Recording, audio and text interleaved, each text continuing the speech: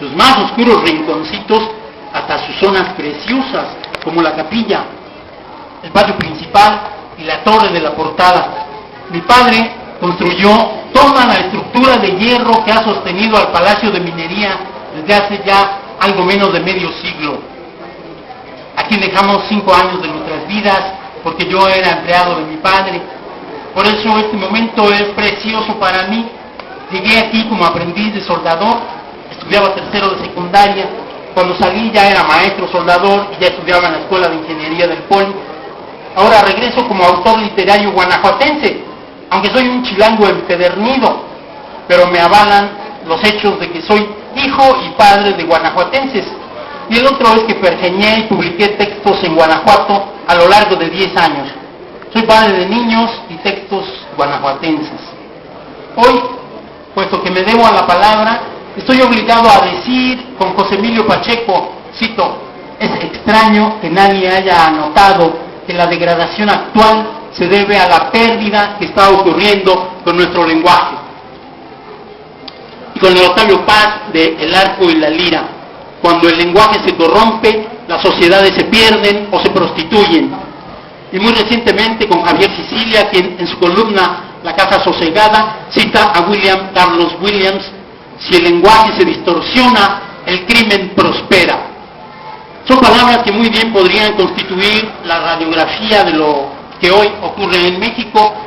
Como nunca quizá nuestro lenguaje está siendo distorsionado, prostituido, banalizado y al fin sometido a una destrucción que llamaría sistemática, si no fuera porque depende en gran medida de la estulticia de quienes pueden usarlo públicamente y de manera masiva, y la dejadez e ignorancia de quienes lo reciben y lo admiten sin reclamo ni exigencia.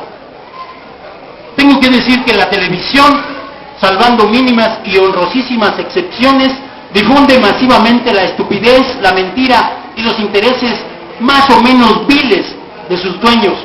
El poder político desde su sitial más alto, del que algunos llaman presidente de la República, se regodea declarando en los periódicos que ha exigido a sus secretarios de Estado, cito, que se pongan las pilas, o bien que él mismo va a echarle los kilos, usando un lenguaje que está muy bien para un maestro, sí, albañil, que apenas hubiera terminado la primaria, pero jamás para un primer mandatario, ni siquiera de una república bananera.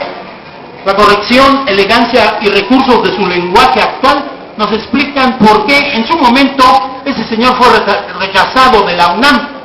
Sería demasiado prolijo anotar unos cuantos más del tumulto de atentados contra la palabra que perpetran en los medios y en el poder. No es extraño que la situación de mi país sea una catástrofe en la educación.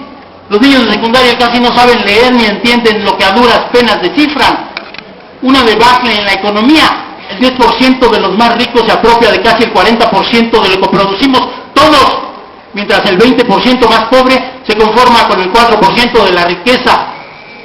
Nuestra economía se ha mantenido sin crecimiento durante 30 años, mientras la población se ha triplicado. El desempleo galopa compitiendo con el comercio informal y la delincuencia por desesperación y el crimen con organización, porque la gente de algo tiene que vivir y la mejor solución que para eso ha encontrado este gobierno es matar casi indiscriminadamente. Hoy debo decir, todos lo sabemos, que en México, a diferencia del crimen que paga muy bien, la literatura no paga. Los servidores de la diosa blanca que mitologizó Grimes son una muchedumbre de desarrapados, siempre al borde del colapso económico, y derivados de este, otros, como el personal, el familiar, el social y hasta el profesional. Pocas naciones en el mundo se observan tan divididas de la peor manera posible, la económica. El 10% más rico tiene ingresos superiores a los de la clase media gringa, mientras el 20% más pobre tiene un nivel de vida nigeriano. Ningún país puede ser viable si se empeña en conservar semejante desigualdad. El estallido de violencia que vivimos es producto de ese monstruo. El gobierno mexicano se porta como un enemigo de su pueblo y como un aliado de Estados Unidos, y ahora con los gobiernos del PAN demuestran amar más a España que a la gran mayoría de los mexicanos. Bueno, hasta quieren vender Pemex, que entrega al gobierno 40 centavos de cada peso del erario. Ya casi terminaron de entregar la industria eléctrica a las compañías españolas, sin importar el costo de toda índole, al dejar a más de 16,000 trabajadores en el desempleo y convertirlos en recalcitrantes enemigos del gobierno. La Auditoría Superior de la Federación encontró miles de latrocinios que ellos llaman irregularidades. 889,000 millones de pesos han sido entregados a los bancos extranjeros en 15 años a través de esa ratería monstruosa que llamaron Fobaproa. Nada bueno nos espera si no hay educación, si no se deja de prostituir el espíritu del pueblo, si no se consigue que la poesía esté en el espacio público, porque, cito, solo la poesía, decían los antiguos poetas chinos, puede corregir el lenguaje. En este momento urge, ante la brutal dictadura de los medios audiovisuales, que se escriba, que se lea, que se practiquen las artes, que se eduquen los mexicanos. Es un inmenso trabajo que tenemos que hacer para salvarnos.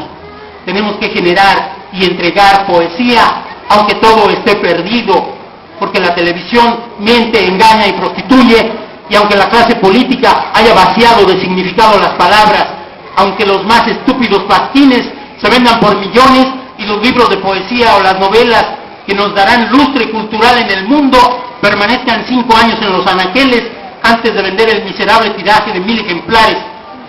Cuando se prostituye el idioma aparece el caos, porque el idioma es orden o entendimiento, conocimiento y discernimiento.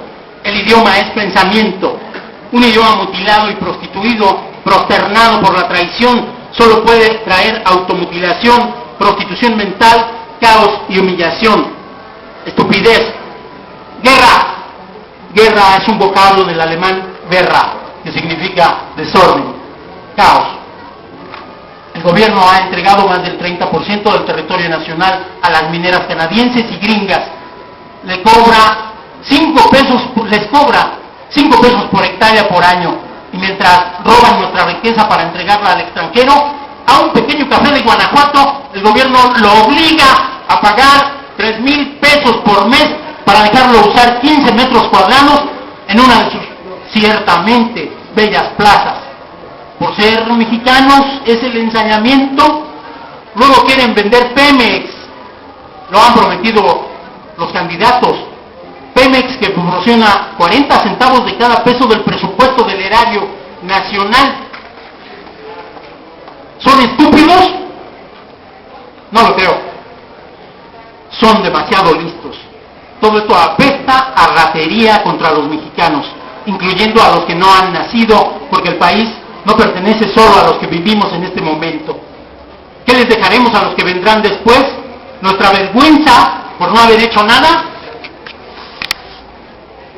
El gobierno de Guanajuato ofrece a los artistas que ellos llaman con trayectoria, es decir, a los duchos, a los chingones, 4,200 pesos mensuales durante 10 meses. A cambio, los autores deben entregar su obra al gobierno.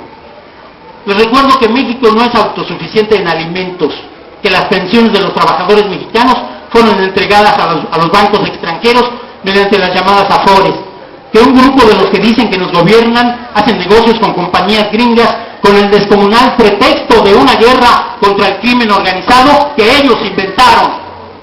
Recién hemos sabido que las mismísimas autoridades gringas ayudan a los narcos mexicanos al trasiego de drogas y al lavado de las ganancias, y al mismo tiempo venden armas a las bandas del narco en México. Entonces, ¿a qué está jugando el gobierno mexicano?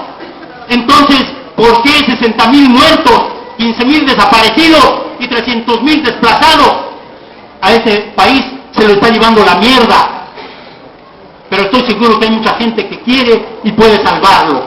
Contra los que están haciendo de este país un infierno, tenemos que oponer la fuerza de la vida, contra la falsa religión de los pederastas que quieren más poder político y por eso van a traer al Papa, contra los fanáticos que desean implantar el reino de Dios en el mundo, un Dios, por cierto, bastante estúpido, según yo.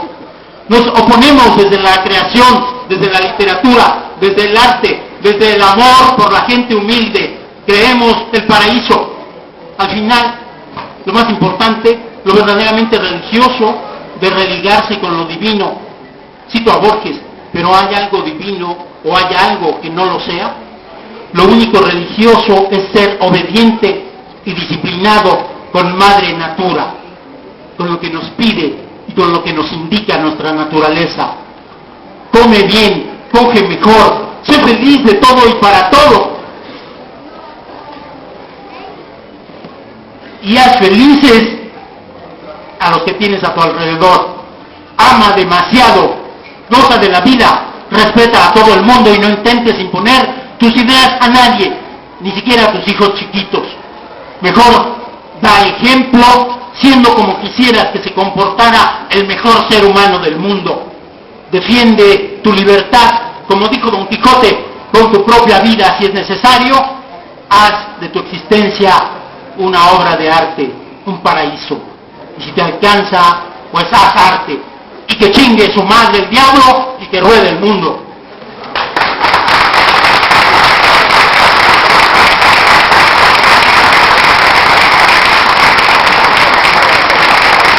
Vale, bueno, antes de despedirnos, no sé si abrimos un diálogo para que aquí la gente haga preguntas o algo. Cuando yo empecé no había nadie, y ahora ya está lleno, ahora ya no nos